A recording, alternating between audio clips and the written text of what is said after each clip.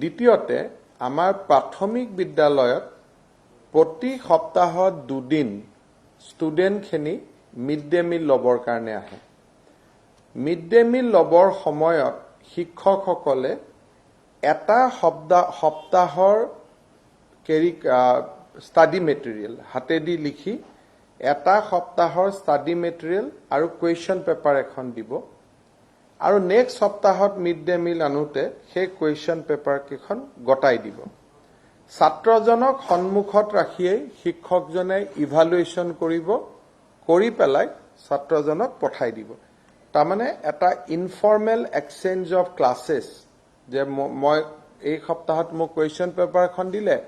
অহা সপ্তাহত মই কুৱেশ্যন পেপাৰখন লিখি আনিলো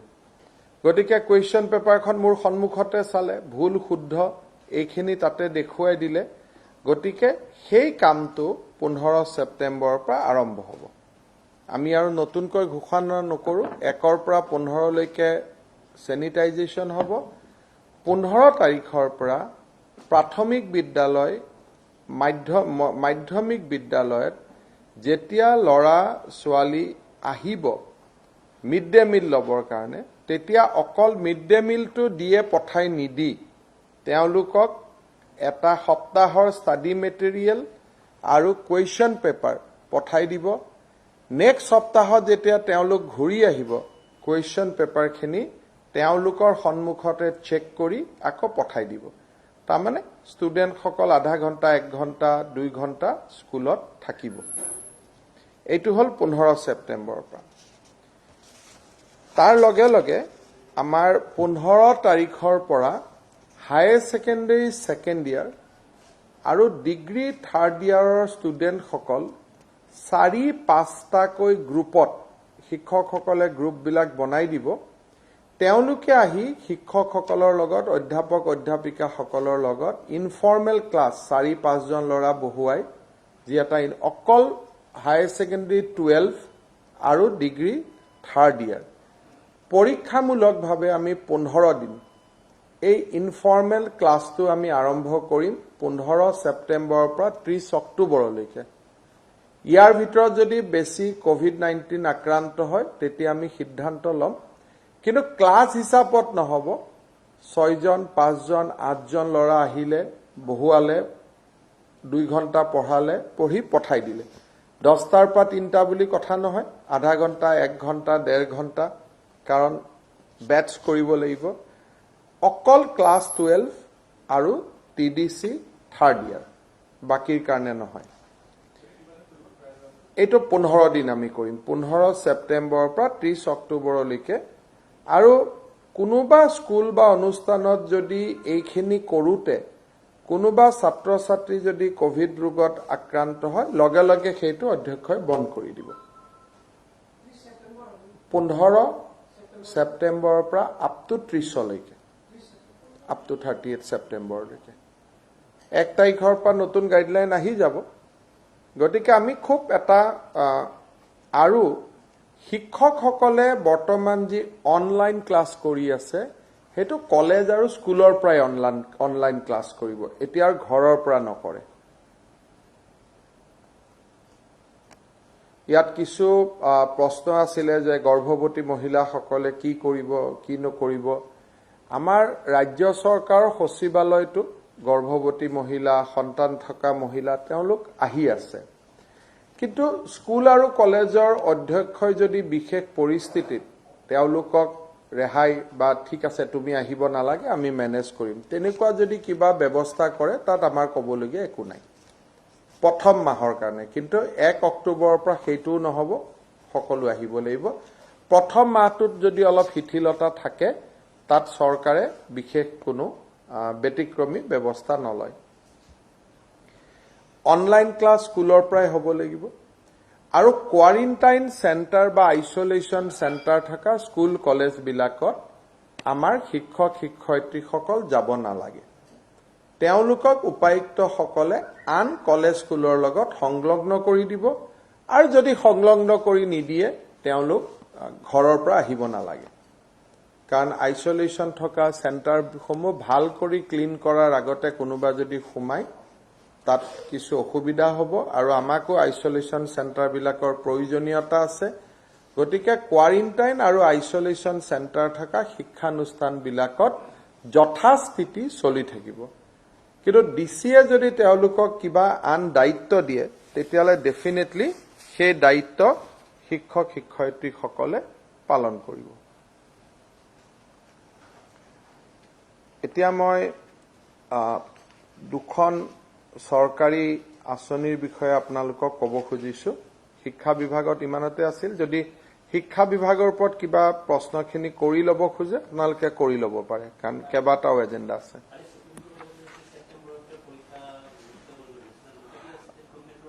আমি ভাৰত চৰকাৰে আমাক যি ধৰণে নিৰ্দেশ দিয়ে কোভিডৰ ওপৰত এইটো এটা নেশ্যনেল ডিজাস্টাৰ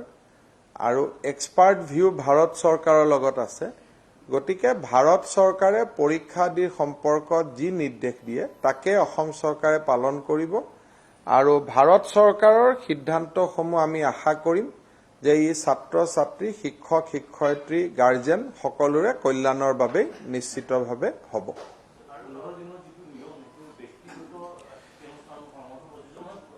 ব্যক্তিগত শিক্ষানুষ্ঠানসমূহক নিৰ্দেশ দিয়াৰ অধিকাৰ আমাৰ নাই কিন্তু চৰকাৰী প্ৰটোকল আমি যিখিনি ঠিক কৰিছো তেওঁলোকে যেহেতু কোভিড আদিৰ ক্ষেত্ৰত চৰকাৰৰ কথাই মানি আছে গতিকে তেওঁলোকে মানিব পাৰে আজি ধৰক শংকৰদেৱ শিশু নিকেতনখন খুলিলে ক্লাছ 12ৰ 4জন 5জন ল'ৰা সপ্তাহটোত আহিলে কথা পাতিলে দেখুৱাই দিলে গতিকে এটা অন্তত শৈক্ষিক কাম এটা আৰম্ভ হওক কিন্তু কৰবাত যদি কোভিড শুনা পায় যে এৰ জ্বৰ হৈছে কোভিড হৈছে লগে লগে সেইটো বন্ধ কৰি দিব লাগিব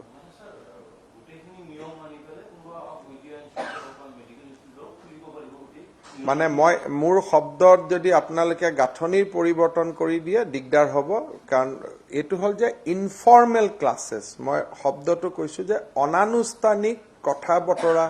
ষ্টুডেণ্টসকল বহুত দিন স্কুলখনত অহাই নাই এতিয়া আহিব মিড ডে মিল ল'ব আহোঁতে শিক্ষকজনে তেওঁক 1 ঘণ্টা ৰখাই দিব প্ৰশ্নখন দিব 12ৰ ষ্টুডেণ্টবিলাক কলেজত আহিব 4-5 জনকৈ এজন প্ৰফেচাৰৰ লগত কথা বতৰা হ'ব কিন্তু ক্লাছ হিচাপত ডেস্ক বোৰ্ড লৈ যিটো ক্লাছ হয় সেই ক্লাছটো এতিয়াও নহব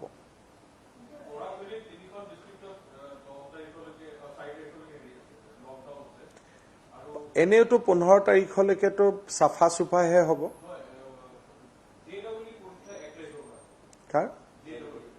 আমি সেইটো লকডাউনৰ পৰা সেইখিনি শিথিল কৰি দিব যদি ভাৰত চৰকাৰে পৰীক্ষা পাতিব খোজে উপায়ুক্তসকলে লকডাউন শিথিল কৰি দিব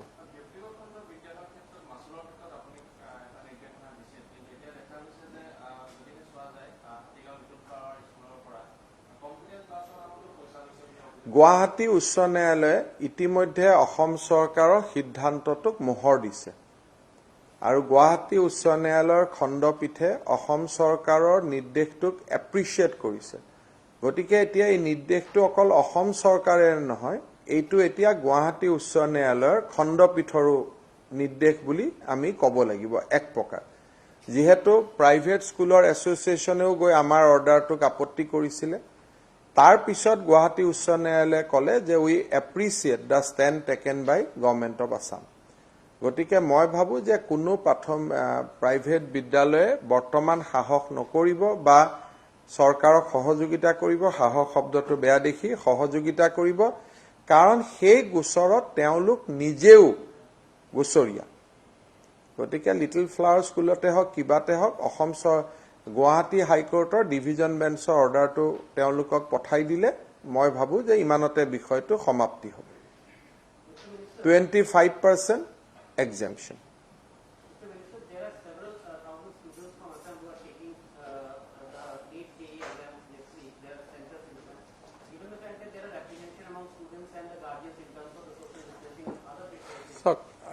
প্ৰেক্টিকেল আৰু ইম্প্ৰেক্টিকেল কথাটো হ'ল যে গুৱাহাটীত এতিয়া কোনেনো মাস্ক পিন্ধি আছে কোনে সামাজিক দূৰত্ব লৈ আছে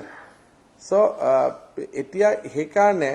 এই গোটেই কথাবিলাক থিয়ৰি আৰু প্ৰেক্টিকেল লাইফটো বেলেগ বেলেগ সেইকাৰণে ভাৰত চৰকাৰ ইজ আ বেষ্ট জাজ COVID-19 national disaster it is not a state disaster so will go by the wisdom of the government of India 100 কাৰো যাতে কষ্ট নহয় অসুবিধা নহয় যিবিলাক SOP ভাৰত চৰকাৰে দিব those SOP will be circulated but we will have not our own view on this we will go by the wisdom of government of India so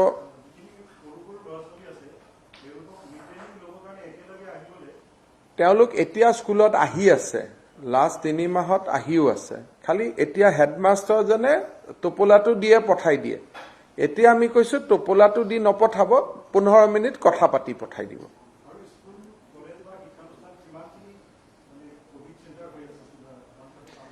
বহুত বেছি নাই গুৱাহাটীত যদি আছে প্ৰাইভেট কলেজে অকল ৰয়েল গ্লোবেল আৰু ডন বস্কো ইউনিভাৰ্চিটি কাজিৰঙা আৰু DPS ইমানে সৰকাৰী স্কুল সৰকাৰী কলেজ কোভিড সেন্টাৰ হৈ এক প্ৰকাৰ নাই বুলি ক'ব লাগিব কোৱাৰেণ্টাইনৰ সময়ত আছিলে এতিয়া নাই কিন্তু এইবিলাক একদম ইন ডেপথ স্যানিটাইজ কৰিব লাগিব সেইকাৰণে প্ৰথম 15 দিন অধ্যাপক অধ্যাপিকাসকলে স্যানিটাইজেশন শিক্ষক শিক্ষয়িত্ৰীসকলে স্যানিটাইজেশন এইবিলাক কৰিব আৰু 12 আৰু ডিগ্ৰী 3rd ইয়াৰৰ ষ্টুডেন্ট যদি কলেজত আহে ইনফৰ্মেলি তেওঁলোকৰ লগত বাৰ্তালাপ পাঠদান আদি আৰম্ভ কৰিব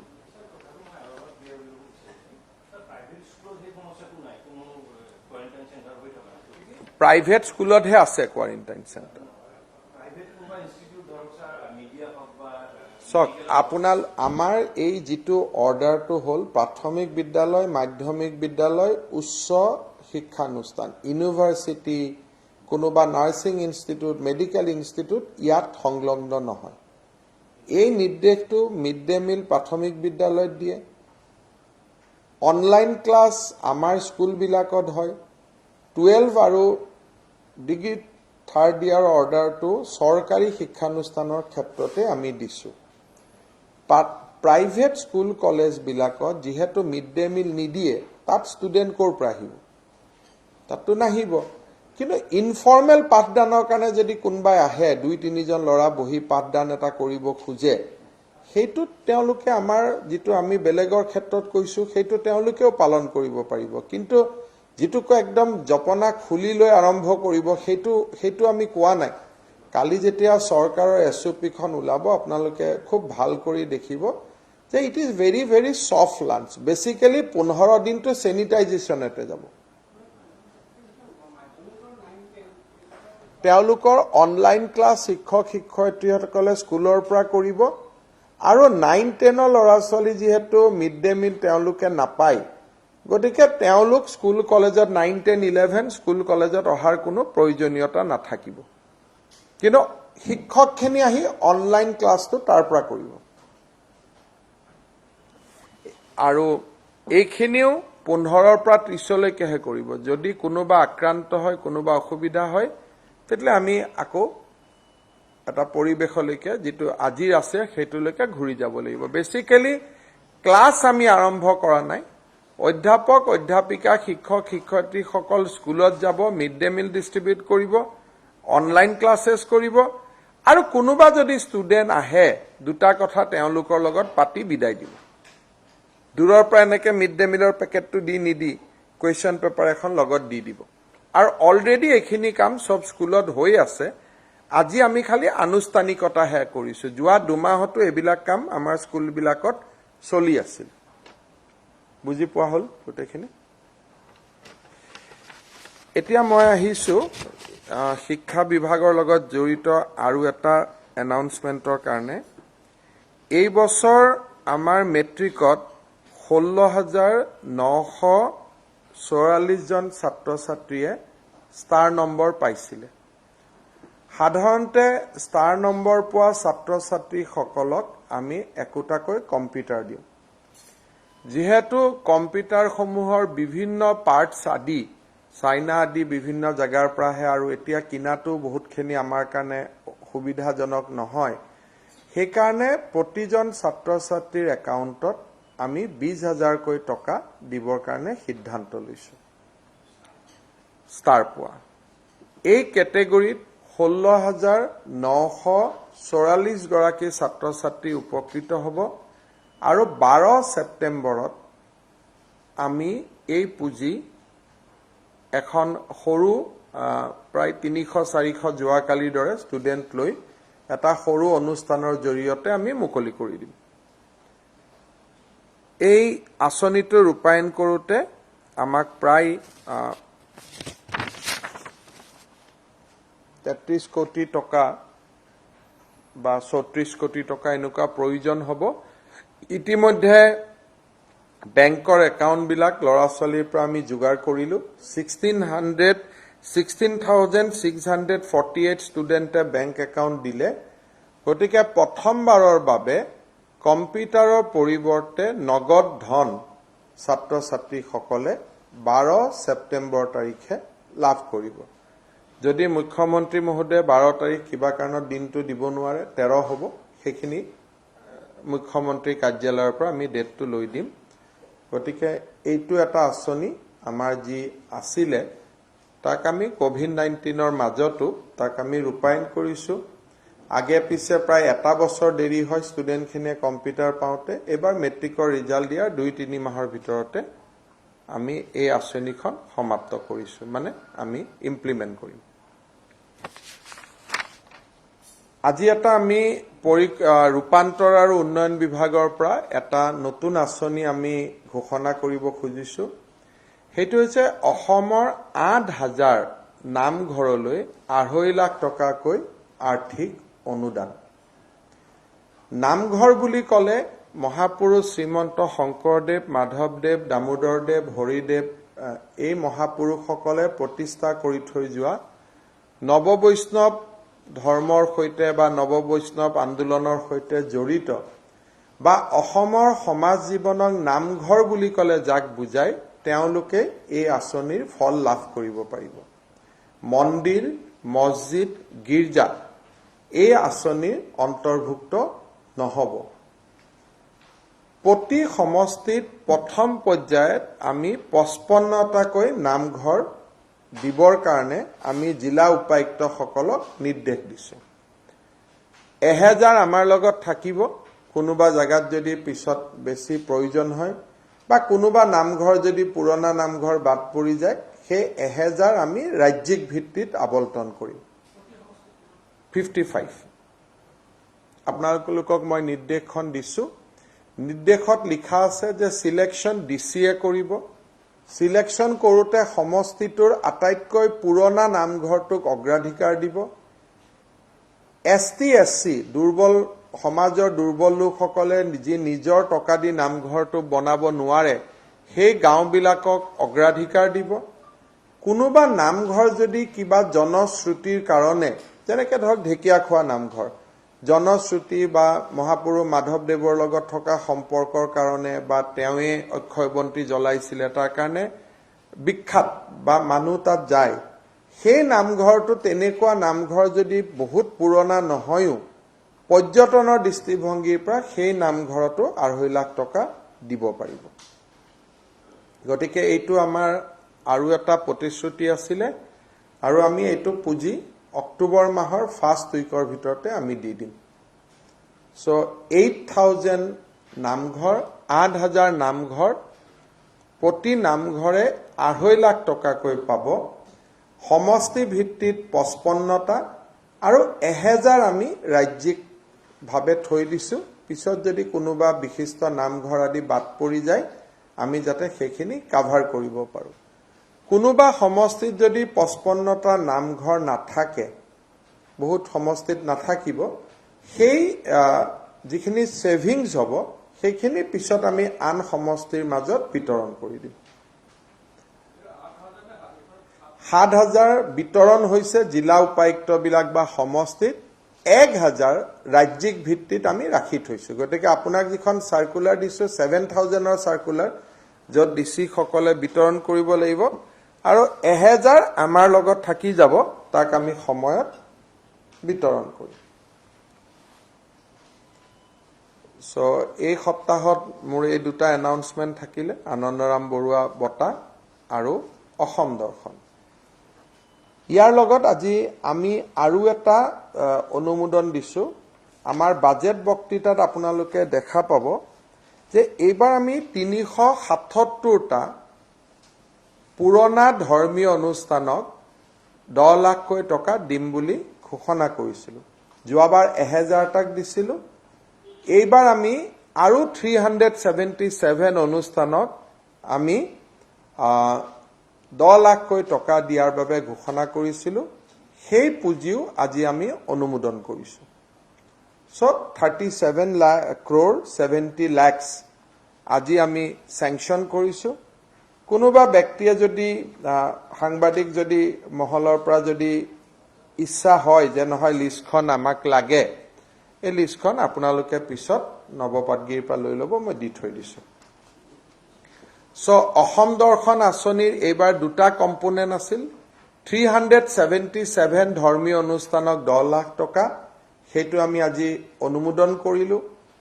8000 নামঘৰক 2.5 লাখ টকা, তাৰ প্ৰক্ৰিয়া আজিৰ পৰা আমি আৰম্ভ কৰিলোঁ। গতিকে আজিৰ দিনটোত মই আপোনালোকক আনন্দৰাম বৰুৱা বঁটাৰ নতুন নিয়ম, অসম দৰ্শনৰ দুইটা কম্পোনেন্ট, 10 লাখ টকা যিটো পুৰণা মঠ মন্দিৰ দেৱালয় তাত যায়, তাৰে 377টা আজি অনুমোদিত হ'ল 37 কোটি টকা, আৰু 7000 নামঘৰ জিলা পৰ্যায়ত নিৰ্বাচিত হ'ব। প্ৰত্যেক সমষ্টিয়ে 55টাকৈ পাব, 2.5 লাখ টকাকৈ পাব। আৰু সেইখিনি সিলেকশ্যনৰ ক্ৰাইটেৰিয়াখিনিও মই আপোনালোকক দি দিছোঁ। 1000 টাৰ্গেট ৰাজ্যিক হিচাপে থাকি যাব, সেইটো পিছত আমি সিদ্ধান্ত ল'ম। এই যিখিনি 377টা আমি দিছোঁ, তাত মছজিদো আছে, গীৰ্জাও আছে। বিশেষকৈ 100 বছৰ পুৰণা অনুষ্ঠানবিলাকক দিয়া হৈছে। যোৱাবাৰো আপোনালোকে জানে যে এইটো আমি সকলো ধৰ্মীয় অনুষ্ঠানকে আমি দিছিলোঁ। আৰু ঠিক তেনেকৈ এইবাৰো এই 377টা লিষ্টত কোন ধৰ্মৰ কি পৰিছে মই চোৱা নাই, কিন্তু জিলা উপায়ুক্তৰ পৰা যিসমূহ নাম আহিছিলে সেইটো বাজেটতো লিপিবদ্ধ আছিলে, আৰু আজি আমি বাজেটত লিপিবদ্ধ কৰা কথাটোকে আজি আমি আপোনালোকৰ আগত শ্বেয়াৰ কৰিছোঁ। অসমৰ সীমাৰ বাহিৰত এইটো আঁচনিটো যোৱা নাই, কিন্তু মালিনী থান আৰু মধুপুৰ সত্ৰৰ কাৰণে দুটা, যদিও অসমত নপৰে, অৰুণাচল প্ৰদেশ আৰু পশ্চিমবংগত পৰে, সেইটো আমাৰ নজৰত আছে। কোনোবা এটা সময়ত আমি তাকো কিবা এটা কৰিম। মালিনী থানত যদিও অসমত নপৰে, অৰুণাচলত পৰে, কিন্তু গোটেই মানুহ অসমৰে যায়। গতিকে অৰুণাচল চৰকাৰে এটা প্ৰজেক্ট লৈছে, তাত আমিও অলপ হাত আগবঢ়াম। ঠিক তেনেকৈ মধুপুৰ সত্ৰও যদিও টেকনিকেলি পশ্চিমবংগত পৰে, কিন্তু অসমৰে যাত্ৰীসকল যায়। গতিকে সেইটোও আমাৰ নজৰত আছে। আৰু এটা আমি সিদ্ধান্ত লৈছোঁ, এই যে 1000 নামঘৰ আমি ৰাখিছোঁ, অৰুণাচল, নাগালেণ্ড, মণিপুৰ আদিত যি অসমীয়া লোক বাস কৰে, তেওঁলোকে সৰু সৰু কিছুমান নামঘৰ পাতিছে। যেনেকৈ অৰুণাচলৰ জিৰোত এটা নামঘৰ আছে। উত্তৰ পূৰ্বত থকা অসমীয়া প্ৰবাসী অসমীয়াই য'ত নামঘৰ পাতিছে, বা ভাৰতৰ চুকে কোণে প্ৰবাসী অসমীয়াসকলে য'ত নামঘৰ পাতিছে, আমাৰ হাতত থকা 1000ৰ পৰা তাতো আমি দিবৰ কাৰণে চেষ্টা কৰিম। কোনোবাই এটা সৰুকৈ নামঘৰ এটা বাংগালুৰুত পাতি লৈছে, কোনোবাই হায়দৰাবাদত পাতি লৈছে। যদিও 2.5 লাখ টকা বহুত নহয়, তথাপিতো এই 1000ৰ যিটো কোটা আমাৰ লগত থাকি গ'ল, সেইটো অলপ আমি অসমৰ বাহিৰতো দিবৰ কাৰণে চেষ্টা কৰিম। গতিকে যিসকলে মোৰ শুনি আছে, তেওঁলোকে পিছত এটা ইমেইল ID পাব, আবেদন কৰিলে তাত যাব। কিন্তু পাব পাব পাব পাব নামঘৰ হলে পাব, কিন্তু মন্দিৰ মছজিদ গীৰ্জা হলে নাপায়। আমি TND ডিপাৰ্টমেণ্টৰ পৰা আজিৰ পৰা 3 বছৰ আগতে এখন চাৰ্কুলাৰ ওলাইছে যে নামঘৰ মহাপুৰুষ শংকৰদেৱে ধৰ্মীয় অনুষ্ঠান হিচাপে বনোৱা নাছিল, সামাজিক উৎকৰ্ষতাৰ অনুষ্ঠান হিচাপেহে বনাইছিল। চ' এই গোটেই আঁচনিটো নামঘৰলৈকে সীমিত হৈ থাকিব। কিন্তু অক্টোবৰত দি দিম, অক্টোবৰৰ 3 তাৰিখে গোটেই 7000 মানুহৰ আহিব, আৰু অক্টোবৰৰ 3-4 দি দিম। আৰু এইবিলাক টাইমলাইন, আৰু 30 তাৰিখৰ আগতে গোটেইখিনি শেষ কৰি দিম, আৰু 38 নৱেম্বৰৰ আগতে। যিমান মই আঁচনি কৈ আছো অৰুণোদয় আঁচনিৰ কাম আৰম্ভ হৈ গৈছে অক্টোবৰ মাহৰ ভিতৰত এইটো অক্টোবৰ মাহৰ ভিতৰত আনন্দৰাম বৰুৱা সেপ্টেম্বৰ মাহৰ ভিতৰত অহা সপ্তাহত দুটা ডাঙৰ আঁচনি ঘোষণা হ'ব সেইকেইটাও নৱেম্বৰৰ ভিতৰত একেবাৰে টাইম লাইনত গৈ আছো কোনো টাইম লাইনৰ বাহিৰত যোৱা নাই মানে বাজেটৰ সময় এনে 31 মাৰ্চ পাওঁ এইবাৰ 28 ফেব্ৰুৱাৰীত শেষ হ'ব তাৰ আগতে আমি গোটেইখিনি শেষ কৰিব খুজিছো হয় নাই সেইকাৰণে সেভিংস হ'ব কম আছে হয়তো বৰাক ভেলিত কৰবাত কম হ'ব হয়তো সাউথ সালমাৰাত কম হ'ব কিন্তু থকাখিনিক দিয়াৰ পিছত যিখিনি কোটা ৰখি যাব সেইখিনি আমি ৰিডিস্ট্ৰিবিউট কৰি দিম কিন্তু এটো স্ট্ৰিক্টলি নামঘৰে পাব নামঘৰ নাই বুলি মন্দিৰ মছজিদ গিৰ্জাত নাপাব কাৰণ নামঘৰ ইজ এ সেকুলাৰ ইনষ্টিটিউট বাকি বিলাকত আমি দিব খোজা নাই বাকি বিলাকত আমি অসম দৰ্শনেদি কৰি আছো যত টুৰিষ্ট যায় সো এইখিনি এটা আঁচনি আছিলে আৰু এতিয়া মই শেহতীয়াকৈ স্বাস্থ্য বিভাগৰ ওপৰত আহিব খুজিছো অহা সপ্তাহৰ মোৰ সাংবাদিক মেলত মই কেবাটাও ইনফ্ৰাষ্ট্ৰাকচাৰ প্ৰজেক্ট কোন দিনৰ পৰা আমি আৰম্ভ হ'ব কেনেকৈ আৰম্ভ হ'ব তাৰ বিষয়ে আলোকপাত কৰিম আৰু তাৰ লগে লগে অসম চৰকাৰৰ দুটা বিশেষ আঁচনি সেই দুটা বিশেষ আঁচনিৰো আলোকপাত কৰিম যেটো সপ্তাহত আমি কৰি গৈ আছো 15 সেপ্টেম্বৰত এই সিৰিজটো আমি কমপ্লিট কৰিম এটা এটাকৈ যেনেকৈ যেনেকৈ কেবিনেটত হৈ থাকিব অনুমোদন হৈ থাকিব মই আপোনালোকক জনাই থাকিম ঠিক ইয়াৰ ওপৰত যদি কিবা প্ৰশ্ন আছে কৰিব পাৰে নহলে মই অলপ কোভিড পৰিবেশলৈকে যাব খুজিছো খুদক যি আছে খুদি লওক হা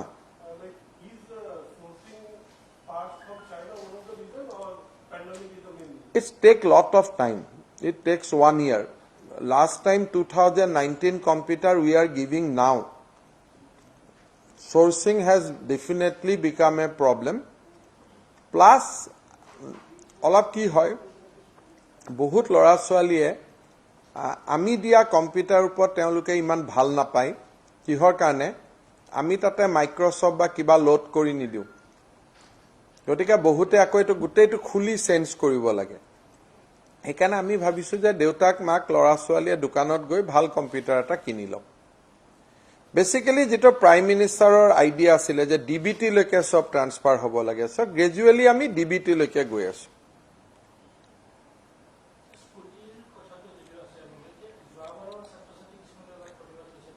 সক যোৱাবাৰ এই গুটে আঁচনিটো পৰিবহন বিভাগক দিয়া হৈছিল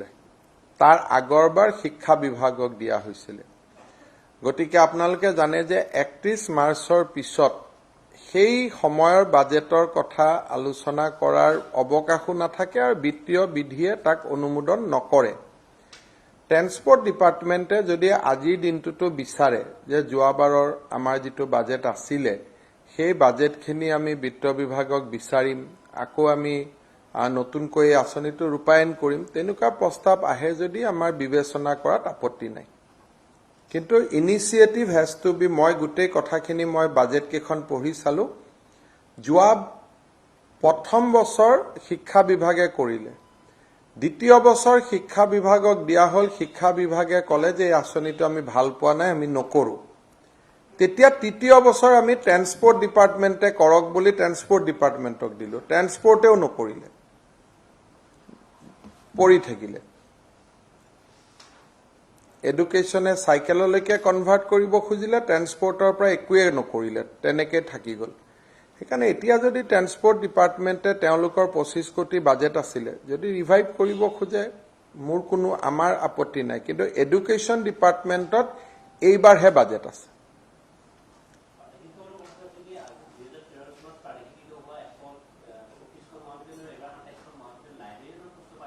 হ'ব হ'ব তাৰ প্ৰক্ৰিয়া চলি আছে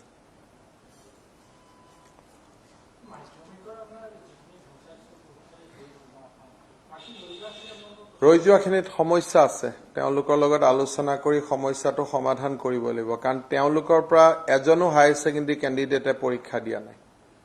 তেওঁলোকে ক'ব খুজে যে বেলেগ স্কুলৰ পৰা তেওঁলোকৰ নামত পৰীক্ষা দিছিলে বুলি কিন্তু আমি যেতিয়া সেবাৰ আৰু কাউন্সিলৰ ৰেকৰ্ড চালো তেওঁলোকৰ স্কুলৰ বিপৰীতে এজনো ছাত্ৰ ছাত্ৰীৰ নাম নাই গতিকে সমস্যাটো আছে আমি সমাধান কৰাৰ চেষ্টা কৰিম অৰুন্ধতীৰ বিষয়েও কম আপোনালোকক মুখ্যমন্ত্ৰী ডাঙৰীয়াই খুব সম্ভৱ সেপ্টেম্বৰ অক্টোবৰ মাহত প্ৰথম বেনিফিচিয়াৰী ডিস্ট্ৰিবিউট কৰিব অৰুন্ধতী যোৱাবাৰৰ বেনিফিচিয়াৰী বিলাকে 30,000 টকা পাব 1 তোলা সোণৰ বিপৰীতে এইবাৰৰ বেনিফিচিয়াৰী খিনিয়ে 40,000 টকা পাব ৰাজহ বিভাগে আমালৈকে ফাইল দিছে এনহেন্সমেন্টৰ কাৰণে গতিকে আমি অলপ বেনিফিচিয়াৰী বঢ়াব দিছো তেওঁলোকৰ এতিয়ালৈকে বিয়া ৰেজিষ্ট্ৰেচন কৰা মানুহৰ পৰিয়ালৰ সংখ্যা 500তকৈ হোৱা নাই মই কৈছিলো যে অন্তত আমাৰ যেটো 1 লাখ টাৰ্গেট আছে অলপ বঢ়াই লওক গতিকে 15 অক্টোবৰলৈকে যিমান ৰেজিষ্ট্ৰেচন হয় আমি সকলোকে সামৰি দিম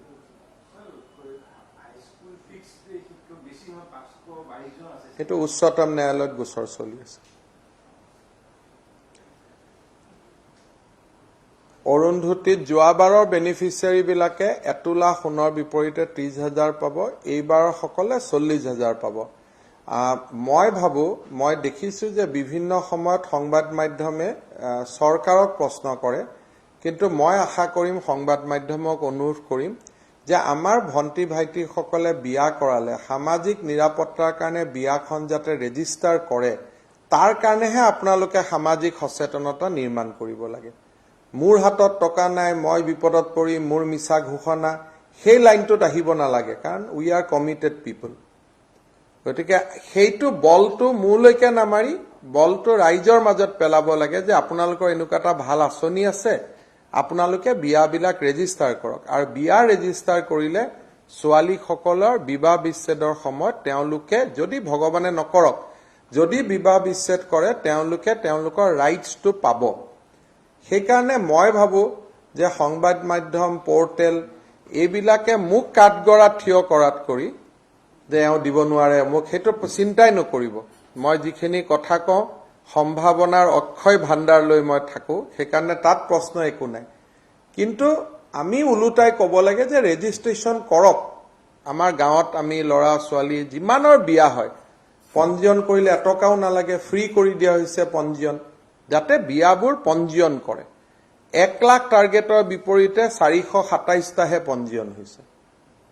1 লাখৰ টকা লৈ আমি বহি আছো সেইকাৰণে আজিও সংবাদ মেলৰ পিছত আপোনালোকে এখন বিয়া পঞ্জীয়ন কৰা ছোৱালীজনীৰ কাৰণে কিমান প্ৰয়োজনীয় জীৱনৰ কাৰণে এই টকাটো বাদ দিয়ক কিন্তু গোটেই জীৱনৰ কাৰণে তেওঁৰ এটা নিৰাপত্তা হয় তেওঁ জেনেকে ডাইভোৰ্স কৰিব নোৱাৰিব সেইকাৰণে আপোনালোকে সেই সচেতনতাটো নিৰ্মাণ কৰক বা ৰাইজে কৰক মই সেইটো টকাৰ কাৰণে চিন্তা কৰিব নালাগে যেতিয়া আমি কমিট কৰিছো আমি কৰিমে হ'ব আৰু থাকি গল নেকি নাই নাই মই এটা কোভিডলৈকে আহিছো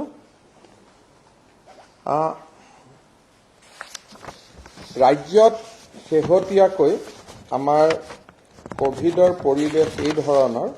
যে কোভিডৰ টোটেল পজিটিভ কেছৰ সংখ্যাই আজি 1 লাখ যোৱাকালি 1 লাখ পাৰ কৰিছে আজি আমাৰ টোটেল পজিটিভ কেছ হল 1,01,367 অৱশ্যে ইয়াৰ 81,070 জন লোক ডিসচাৰ্জ হৈ ঘৰলৈ উভতি গৈছে আৰু আজিৰ দিনত ডিসচাৰ্জ ৰেট এক্টিভ আৰু ডিসচাৰ্জৰ ভিতৰত যদি কম্পেয়াৰ কৰে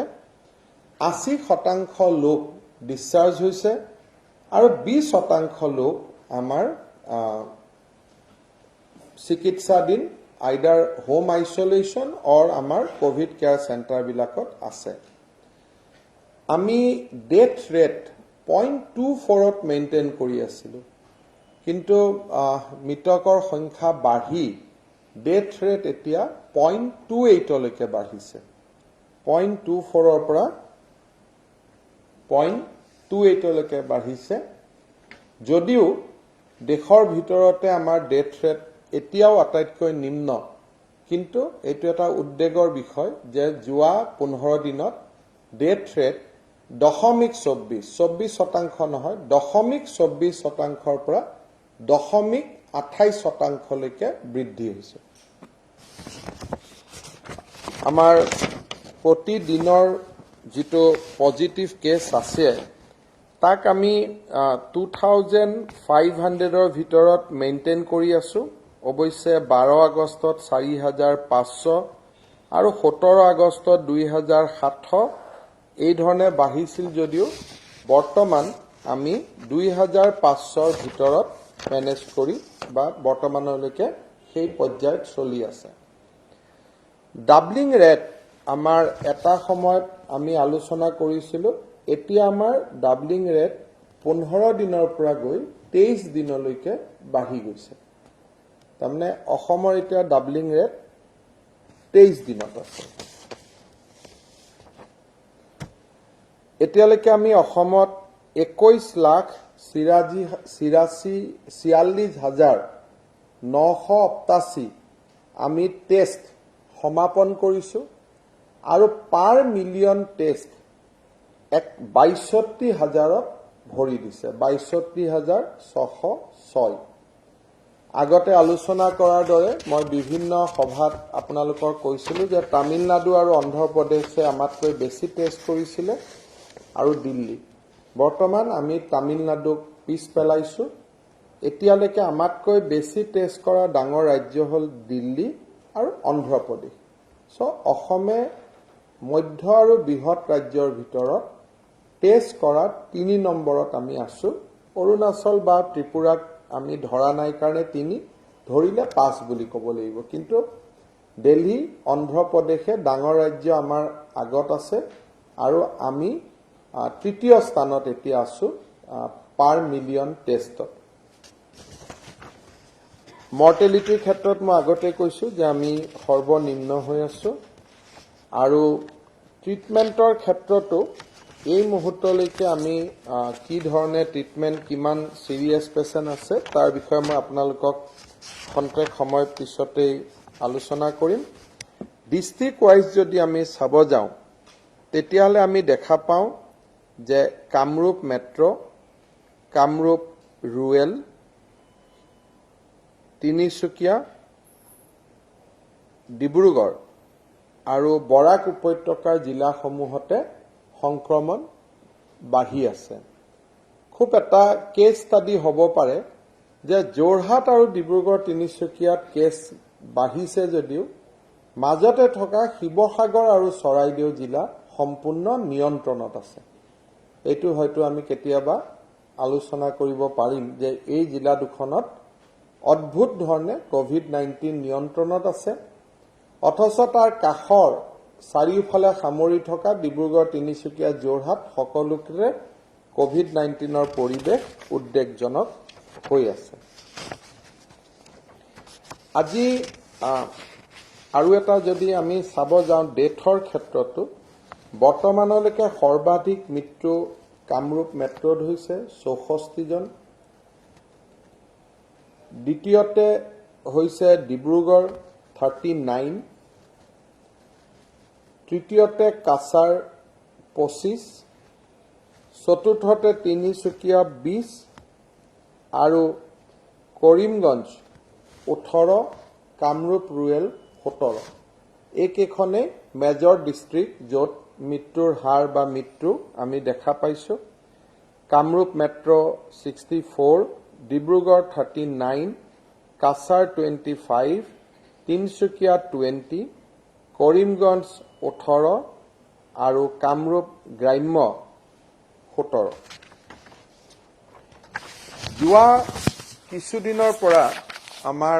কালি মুখ্য সচিব ডাঙৰীয়া এটা ইংগিতো দিছে যে যোৱা কিছুদিনৰ পৰা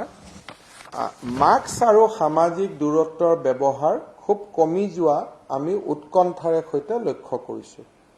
মানুহে মাস্ক ব্যৱহাৰ কৰা এক প্ৰকাৰ বাদ দিছে আৰু সামাজিক দূৰত্ব যিটো এক প্ৰকাৰ ক'ব গ'লে আমি এৰি পেলোৱাৰ উপক্ৰম হৈছে। আজিৰ দিনটোত আপোনালোকে যদি বিশ্লেষণ কৰে এজ অফ নাও মই আপোনালোকক সম্বোধন কৰাৰ সময়ত 433 জন লোকে অক্সিজেন সাপোৰ্টত জীয়াই আছে 433 patient as of now in oxygen support obviously গুৱাহাটীত 152 জন যোৰহাটত only 52 জন ডিব্ৰুগড়ত 80 জন SMCHত 60 জন এই ধৰণে 493 জন ব্যক্তিয়ে আজিৰ দিনত অক্সিজেনত জীয়াই আছে consumption of oxygen in the last month asile 5 metric ton per day 5 metric ton per day ago amar oxygen consume hoisil in the month of July এই মাহত oxygen consumption has gone up to 8.25 metric ton তাৰমানে তাৰপৰা আপোনালোকে আন্দাজ কৰিব পাৰে যে oxygen লোৱা পেশেন্টৰ সংখ্যা বাঢ়ি গৈ আছে সো 433 জন ব্যক্তিয়ে অক্সিজেন লৈ আছে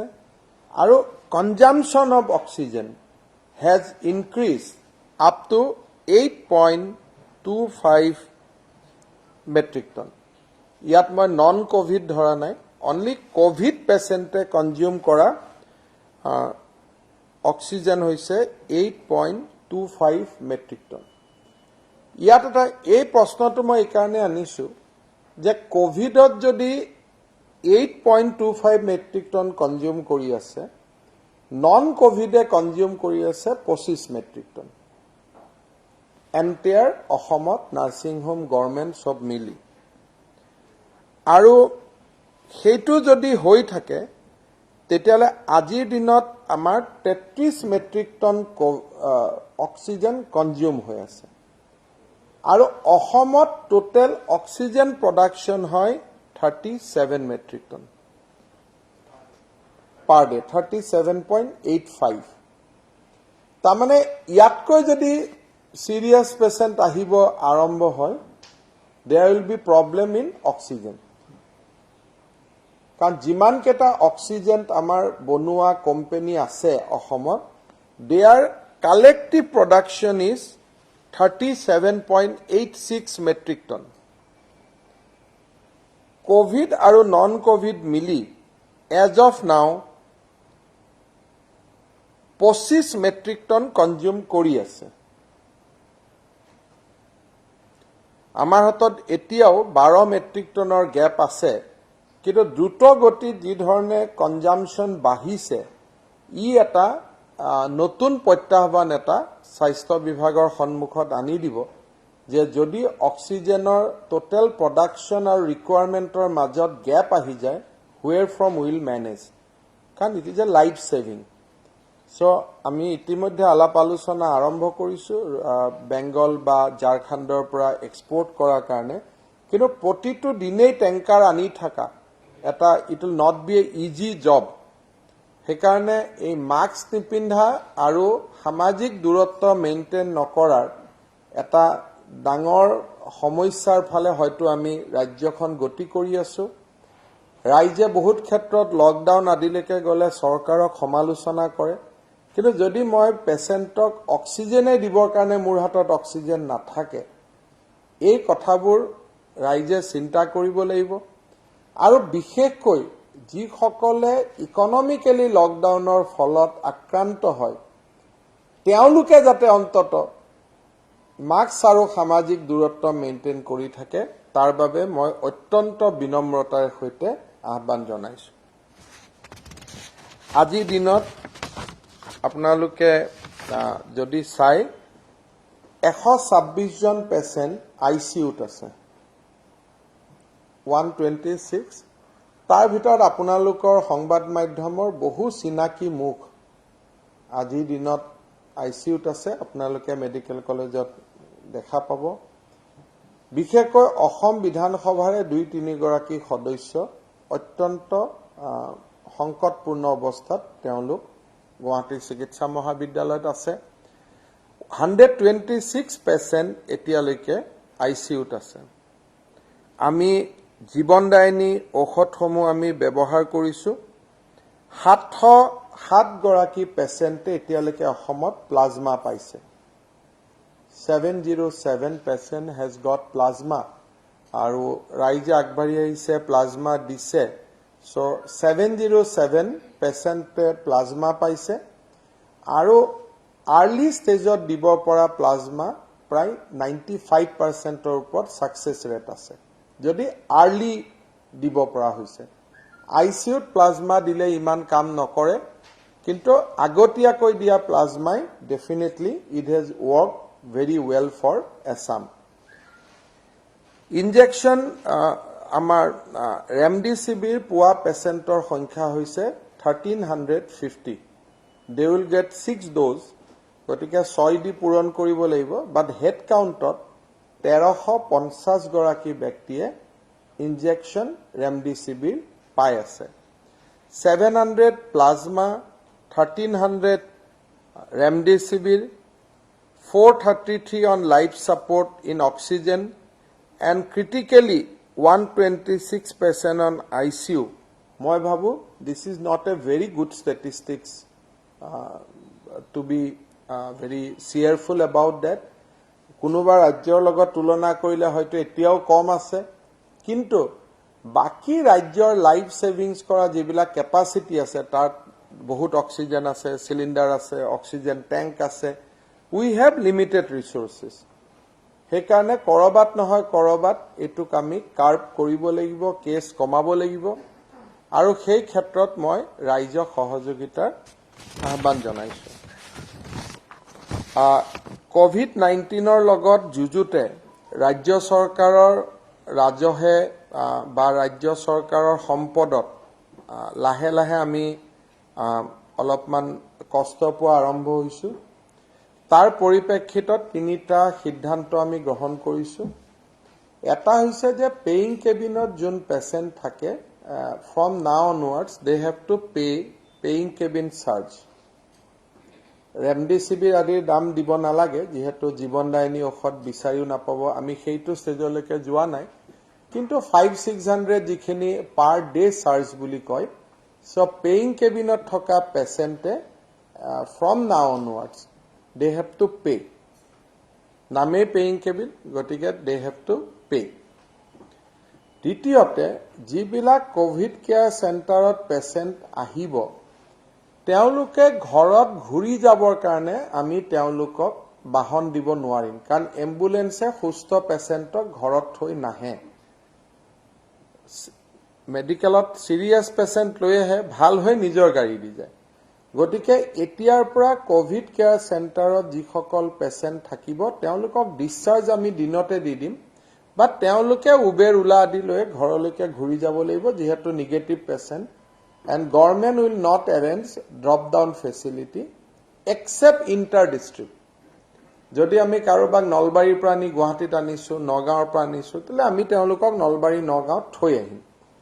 কিন্তু সিটিখনৰ ভিতৰতে জিলাখনৰ ভিতৰতে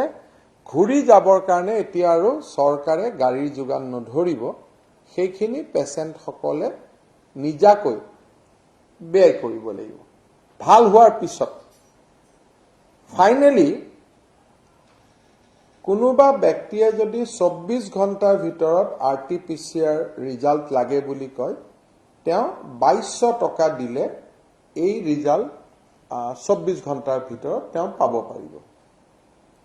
বহুত ব্যক্তি আছে কোনোবা কোম্পানীত জয়েন কৰিবৰ কাৰণে কিবা কৰিবৰ কাৰণে তেওঁলোকক লগে লগে আৰটিপিসিআৰ ৰিজাল্ট লাগে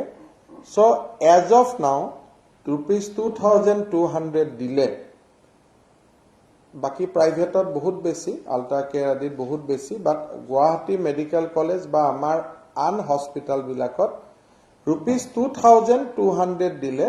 24 ঘণ্টাৰ ভিতৰত আৰটিপিসিআৰ ৰিজাল্ট দিয়াৰ ব্যৱস্থা কৰা হৈছে but this is a paid service তা কোনোবা দিল্লীৰ পৰা আহিছে বেছি দিন হোটেলত কোৱাৰেণ্টাইন থাকিব খোজা নাই লগে লগে ৰিজাল্টটো লাগে সো তেওঁলোকে ₹2200 দিলে আমি